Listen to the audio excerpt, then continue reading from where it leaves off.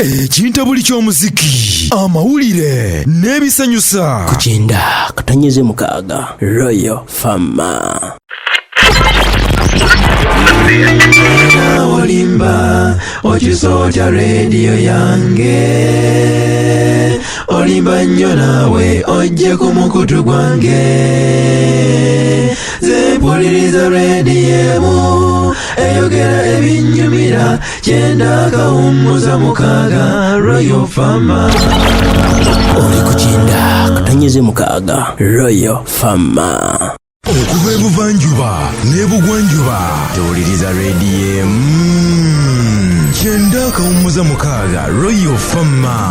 Radio eyogera ebituzimba, ebitunyumira, saako n'okutuwa amawulire mu budde obutuufu. Eno ye kyenda akawummuza mukaaga Royal Farmer.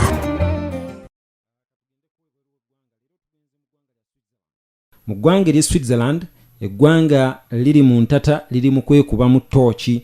Eggwanga lino limaze akaseera nga lyetwala nti nno ddyo linampa wengwa. Wabula bafunye obuzibu akatyabaga akaguddeyo olwa kampuni emu emanyikiddwa nga Crypto AG eyalabise okubeera nti namawulire gaafulumye nga galaga nti eno ebadde yenyigira mu bukesi.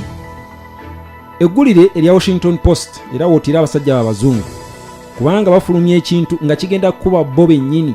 Eggulire ya Washington Post lisinziira mu kibuga kya America ekikulu Washington, era lye liringa eddoboozi ery'ekibuga ekyo, era kumpi oliyo ayinza okulowooza nti likolera mu maka g'obwa president. Gegamu ku mawulire Donald Trump gakyasinze okwevuma be baafulumizza eggulire lino nga liraga nti kampuni eyo ya Crypto AG emaze ebbanga ng'ekola ebyuma ebiketta amawanga agawerako. Kino nno kitadde eggwanga lya Switzerland mu ntata olw'ensonga nti no kampuni eno ebadde emanyikiddwa nga eya Switzerland. Abaasoma ku byafaayo n'abagobera ebigenda mu maaso mu nsi mukimanyi bulungi nti Switzerland yo yeefuula nti mbuvuyo obubeera bugenda mu maaso mu nsi weewunye ne mu ssematalo zombi owookubiri n'asooka, era bo tebaalumbibwa, tebaayina ludda, era baawona ne Hitler okubazingako oba okubamira.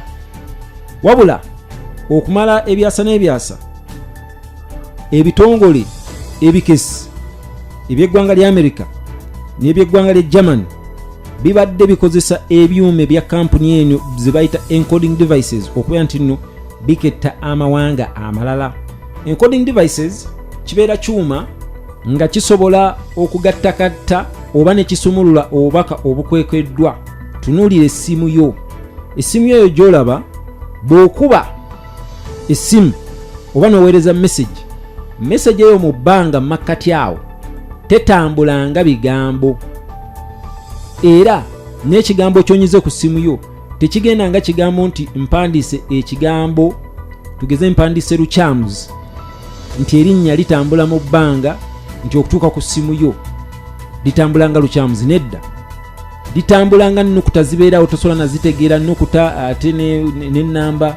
Abasoma kompyuta, abasoma ku IT mukimanyi bulungi nti kompyuta olulimi olwayo erabira mu 1 ne 0, erabira mu nnamba ezo 2 zokka, 1 ne 0 mweva negatta obubaka obw'enjawulo n'ekugiramu obubaka n'ebukuteekerawo wadde buteekawo mu speed nnyingi. Kakati mu ssematalo owookubiri olw'okuba amaloboozi gano n'obubaka butambula si bigambo, kizibu okubitegeera nti okujjako nannyini abifunye.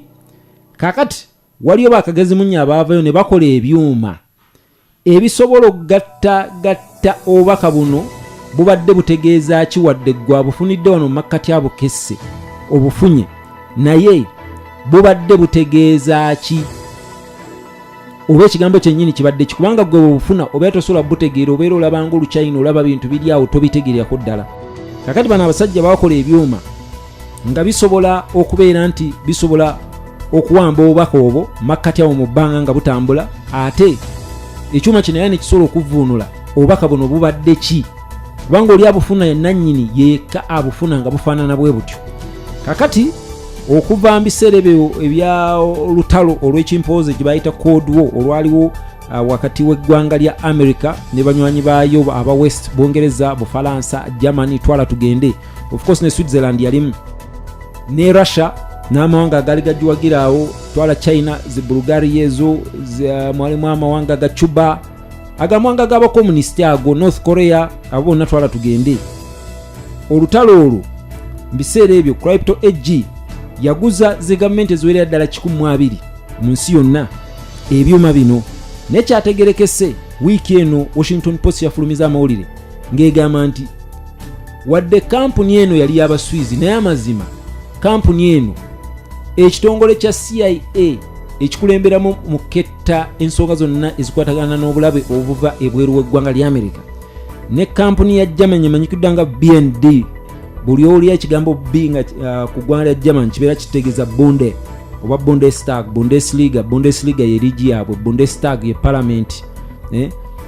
Kati nno ekitongole ekyo ekikese ekyo nti ebyuma bino baali babiteekamu ate obuwuliriza, kakati ng'amaloboozi olina ekyuma kiketta mulala, wakigula kiketta omulala, kyokka nga ate naawe ekyuma ekyo naawe kiketta. Kakati kino kyakoze bubi nnyo eggwanga lya Switzerland, ensi ebadde tekimanyi nga yeemanyi nti eno kampuni y'Abaswizi. Kumbe ssebo ekitongole kya CIA n'ekitongole kya Germany kya BND kampuni bagyeddiza dda, kati gwogula ebyuma oketta abalala kumbe nabo bali mu kuketta. Kakati kino kikoze nnyo bubi Abaswizi olw'ensonga nti Abaswizi obulamu bonna batambulidde ekifaananyi kyabwe nga mwe muyinza okubeera nti ffe Uganda tumanyikiddwa nga kibi emutunda wabweru, nti kale Uganda emanyikiddwa bamazike, zi mountain gorilla.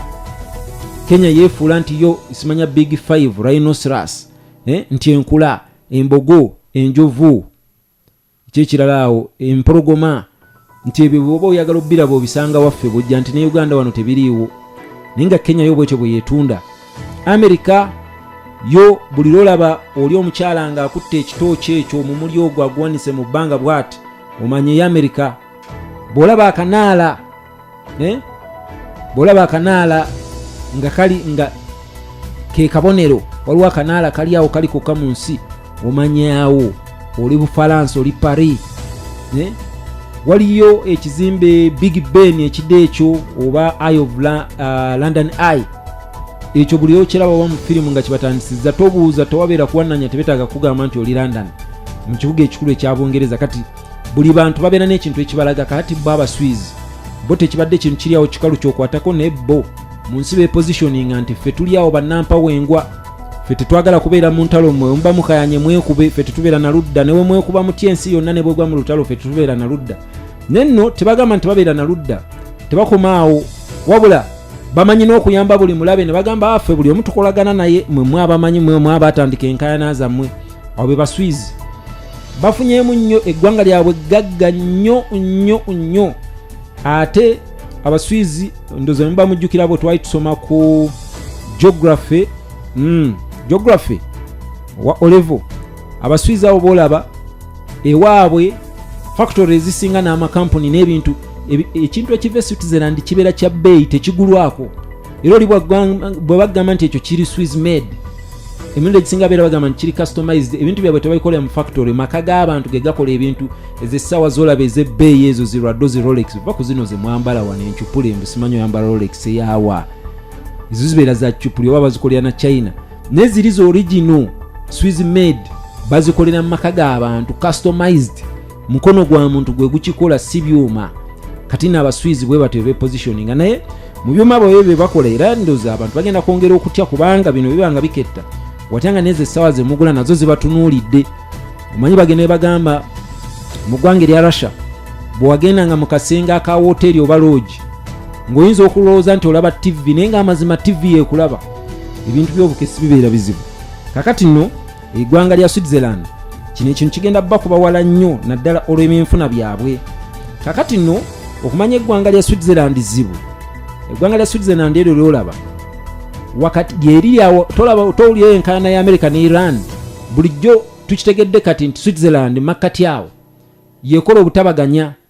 America tena embassy mu ggwanga lya Iran, wabula embassy ya Switzerland mu ggwanga lya Iran yekola omulimu ogw'okubeera nti ye representing interests za America.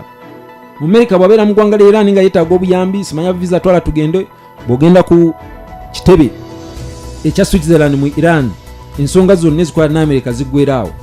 Bw'ogenda mu America ku kitebe kya Switzerland mu ggwanga lya America, ensonga zonna eza Iran osobola ozikolerako awo. Ndowooza obawulira obukulupya bwabwe, bo bali awo okufuna mwe musiruwala ne mutandika okkaayana, bo babeera babayina nga baba batandika obbafunamu. Kakati nno ekyewunyisa mugamu ku mawanga Switzerland ebyuma bino byegaze gaketta, ebyuma ebize biketta bibadde bikettera mu ggwanga lya Iran. Kakati nno kino tetumanyi ggwanga lya Iran oba terigenda kunyiigira ddala libeere nti nno aliyinza okubeera nga lisobola n'okuggyako eggwanga lya Switzerland omulimu guno gwe baaliwa. Eggwanga lya Switzerland bw'otunyamba byafaayo bwe twakula ffe mu ssomero nga tugamba mbu terina amagye, ekituufu kirina amagye, era bo buli mutuuze ewaabwe kibakakatako alina okubeera nga yaweerezaako mu magye era nga yatendekebwa amagye. Obukulupya bwabwe tebubasifuula basiru nti nno balowooza nti ensi endala tebalaba. Naye nga byafaayo ebyedda ennyo abaswizi abo amagye gaabwe okusinga era tegalwananga nga ggwanga, babapangisa nga agenda kulwanirako bantu balala. G'obeera olina kabaka gw'oyagala okuwamba, tolina jje liryo ng'osobola okugenda e Switzerland n'obapangisa ne bajja ne bakulwanirako ne bawamba ne baddayo ewaabwe, gwe n'ozimba ejje liryo. Ndowooza owulira gye bavudde bantu bayaaye nnyo ddala, ndowooza kye kigambo ekituufu ekyetaaga okukozesebwa, wadde beefuula nti nno bali awo bantu bo bali tebalina ludda, bo tebabeera mu nkayana. Bolaba abo abaswizi ejje erikuuma paapa, waliwo ejje erikuuma paapa, ndyerabidde erinnya bannaaye. Ejje eryo abavubuka abo bava mu ggwanga lya Switzerland byotava erimbo munnayuganda wasitula akanyamawo, omanyi okuba kungufu, omanyi okuba karate, omanyi okuba taekwondo, mungende nkume paapa. Abo bolaba bakuuma paapa babeera baswizi be bakuuma paapa. Ate tewaliyo bantu be bayita baswizi, tewaliyo lulimi luswizi mu nsi, wabula bo Abaswitzerland bolaba okusinga boogera ennimi 3, boogera Olujamani, boogera Oluyitale, boogera n'Olustria, boogera n'Olufalansa katonotono okusinga boogera ennimi 3, naye nga n'Olwokuna Olufalansa nalwo balugattako kubanga bali wakati w'amawanga ago. Era ne mu lutalo olwo lwa Ssematalo owookubiri wadde bo beefulanga nti tebalina ludda, ne balina engeri gye bakukutanga ne Bufalansa nga beeteekateeka yonna okugiyambako ku Bajamani, naye nga balina n'ebintu bye baali beevuma okubeera nti nno baabikola, ekyokubeera nti nno abaagaana Abayisirayiri anti olwo beefudde nti balina ludda. Ate munaye yitira abawala nammwe Abayisirayiri tebakkirizanga Abayisirayiri banoonya bubuddamu kuyingira Switzerland, era emabegako awo bakyetonda ne bagamba ekyo twakola bubi nnyo, twagaana abantu okuyingira ewaffe ate ne battibwa. Era okumanya Abaswizi bano baafuna nnyo mbuvuyo mu Ssematalo owookubiri nga gwe bakubba Abajamani nga batwala kaguddeyo. Abajamani ebintu byonna bye baali babba embulaaya, Abajamani abo bolaba mu Ssematalo owookubiri tebalina kye batabba, babba gold w'amawanga gonna aga bulaaya buli gye bagendanga ne basalako, simanyi eyo twala Bufalansa, basazeeko Polandi, basazeeko Hungary, yonna zaabuwaayo bamweteka ne bamutwala. Ebifaananyi ebisiige ebyebbeeyi, buli kintu ekyebbeeyi baakitwalanga. Ne bwe wabeeranga ng'olina amannyo simanya bano boolaba abasiruwala ne bagenda babeera n'amannya aga zaabu, n'ajjamu amannya amatuufu n'ateekamu amannya waati nga waasinika waati olaba zaabu oba olaba siliva, ebyo nga nagwo bagatwala. Kati byonna nga bwe baabibba, bwe babatwala nga kaguddeyo ng'olutalo lunyitidde biwunye, badduka bagenda Switzerland ne babiteeka mu banka zeeyo. Era sibo Switzerland tebagibijjaako, ebyo kwe yagaggawalirwa. Kati ate bamujjukira nga bagenda babawamba ebintu bwe babitereka mu Switzerland mu banka zaayo, ate bakuwambye bakutadde kalabba wali muzzi wa misango, ebikolobero eby'olutalo, olaba basigaza obugagga. N'okutuuka kati Abaswizi bakyafuna nnyo mu buvuyo nga obw'okubeera nti bo baliira mu kavuyo. Switzerland oyinza okwebuuza nti naye ekikola etyo okubeera nti yo buli ludda ye eringa bano ani akalengedde, oba wali olabye bani akalengedde aba bazzalawo mbutale ne bakubba abantu ne bababba abafere. Switzerland bweri wano olya ne wano olya yo bwetyo bwekola, naye kyanga empiki ne weesanga buli lwekyanga yo yeebeera efunamu si gwe abeera afunamu. Kakati nno Abaswizi era kimanyikiddwa nti Abaswizi abo bolaba banka zaabwe ababbi b'ensi yonna, bano ababbi bano abafuga amawanga ne babba ensi z'amawanga bonna batereka mu Swiss banks. Lwaki?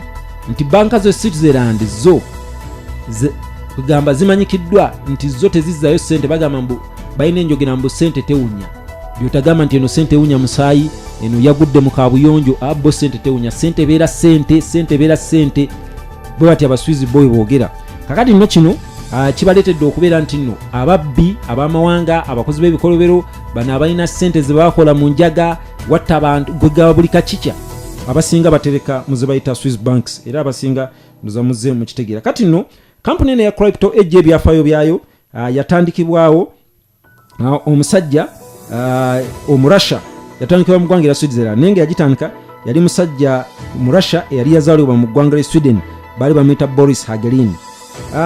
Kampuni eno EB basooka giyita EB Crypto Technique nga yatandikibwa Arvid Geham Dam mu Stockholm mu mwaka gwa 1920 olwo nno nga ne Sematalo asooka yali atandise Sematalo asooka yatandika mu 1918 azanagwa mu 24. Kampuni eno yakolanga cryptograph machine yali emanyikiddwa nga C36 era ddamu ono gye yali yateekako kibayita patent nti kino kyange tewabeerayo mulala yeefuna nti naakiyiza. Bw'amala okufa nga Sematalo owokubiri yali agenda kutandika ekyuma kino ne kigenda kigwa mu mikono gya Hagelin. Ono no Hagelin yali investor nga yasiga ensimbi mu buli kintu ekizze kyayinza okukola mu ssente. Hagelin bw'atyo yali ayina ekirowoozo nti ekyuma kino yali ajja kiguza amagye g'Amerika nga yakiraba mudda amagye g'Amerika gajja muwa ssente. Wali abantu nga bo alaba ekintu bwagwa ku kintu nga oliawo kiragajjalira yabeera yategedde dda ayinza okyetaaga kati nno yali yatunula nti amagye g'Amerika gayinza okwetaaga ekintu kino. Germany bwe yalumba eggwanga lya Norway mu mwaka gwa 1940 n'adduka n'agenda e Sweden ate n'ava e Sweden. Germany bw'alumba eggwanga lya Norway jjukira nno liraaniganye ne Sweden n'amanya nti nessaawa yonna baddako Sweden bw'atyo n'adduka n'agenda mwangu mu America n'ekyuma kye teyalinda Bagermany mukwatako. Kakati eno n'abeera nga ekyuma kino yakikwasa ba Signal Intelligence Service ba Code Breaker Marlington Hall abaali bawuliza amaloboozi ag'obukessi mu lutalo era olutalo lwagenda okuggwa n'aweebwa licensing agreement era yakola ebyuma ebiwerera ddala emitwalo 14 ebyakozesebwa abasajja mu America mu lutalo luno. Naye nga mu kiseera ekyo ng'ali mu America Hagelin yafuuka mukwano gw'omusajja amanyikiddwa nga William F. Friedemann mwaka gwa 1952. Ono yafuuka chief cryptologist wa National Security Agency n'egyowuli olwaleero chief cryptologist nga yakuliramu mu kukwata obubaka oba okuwamba obubaka mu bbanga onootegeera bubadde bugenda butegeeza yakira bubadde bugenda waani. Era Hagelin ono yali ono William H. Friedman yali yamumanya ddanga mukwano gwe okuva mu myaka gya 1930. Mu mwaka ogwo gwe gumu eyali pulida wa Hagelin ono gwe twogerako Stuart Hayden yafuuka deputy commander wa CIA kyenagamba ekitongole ekikuliramu obukessi wabweru wa America. Kati nno bwafuuka deputy commander wa CIA Hagelin yali agudde ebintu kubanga kyali kitegeeza nti musajja we yennyini kati yagenda omuwa ddiiru. Mwaka gwa 1948 Sematalo wokubiri yaggwa dda jjukira yagwa mu 1945 Hagelin yadda mu ggwanga ly'e Steinhausen mu ggwanga ery'e Switzerland. Eno nno nga yagendayo yadda mu kitundu ky'e Steinhausen mu ggwanga ery'e Switzerland. Eno nno nga yagendayo okubeera nti nno yali aboma emisolo yali tayagala kusasula misolo. Abagagga bangi mu nsi nga abeera ne ssente naye ng'omugamba nti ku miliyoni 10 asasule ku akakadde kamu yabeera amanyi engeri gye yatoba ne ssente tayagala mu buli ebyo byakusasula musolo. Kati nno Hagelin bw'atyo engeri gy'atambulamu n'ava mu ggwanga ery'e Sweden n'agenda mu America ate nayo n'avaayo n'agenda e Switzerland. Kati nno e Switzerland mwaka gwa 1952 yengeri gye yatandika kampani eno era neewandiikibwa mu Stockholm mu kibuga ekikulu ekya Switzerland. Era ensonga yennyini gye yawa entongole lwaki yali avudde mu ggwanga ery'e Switzerland nga mu ggwanga ery'e Sweden nga agenze mu Switzerland kwe kubeera nti nno yali ayagala okuwayo tekinologi owa military eri abantu bano ewantu ewaali nti nno bo bali tebalina ludda. Era bw'atyo kampuni eno neebeera nga yali esinziira mu kibuga Liechtenstein zowulira mu ebisinga mu ggwanga ery'e Switzerland nti bigambo byonna bifuga byonna obiwulira nti biri mu lulimi lulinga lwa Bagermany. N'olwekyo bw'atyo ono omusajja Hagelin bw'atyo bwe yatandika kampuni ya Crypto Edge ate olwayo yafulumyeko amawulire nti bulijjo ebyuma byekola amawanga amala ne gagula nga galowooza gaketta balala ate nabo babeera bulijjo America nayo eri mu baketta. awamu n'eggwanga erya German. Era awo nga olwaleero sigenda kusukkawo Ambrose Kalibala yeesimba kuwagira president Mutesa Fast Royal University nkutumiddeko nkulaba wano ku mukutu gw'oli ndabira nnyo munno oyo bwe mwesimbawo kikozi Kibuuka Aloysius naye mundabire abayizi b'oku Mutesa Fast Royal University mwenna Kirumba campus n'Abakekeka campus mbaagala nnyo. Uncle P wali ku Mutesa Mutesa Fast Royal University TV station naawe nkwagala nnyo mwenna mbalaba wano ku mukutu gwe muli. Nkwagaliza wiiki ennungi tusinkane omulundi omulala. Mbaddeyo Charles Joseph nziramu okukubiriza jangu wewandiise ku ssetendekero y'Obwakabaka tusome ate ka tugenda kutandika ne masters mu lusoma olwa August. Mwenna abo boyina degree M jangu ne masters tuzisome. Nkwagaliza wiiki ennungi. Ssaabasajja Kabaka awangaale. Okuva ebuvanjuba n'ebugwanjuba tewuliriza Radio kyenda kawummuza mukaaga Royal Fama. Radio eyogera ebituzimba ebitunyumira saako n'okutuwa amawulire mu budde obutuufu. Eno ye kyenda akawummuza mukaaga Royal Fama.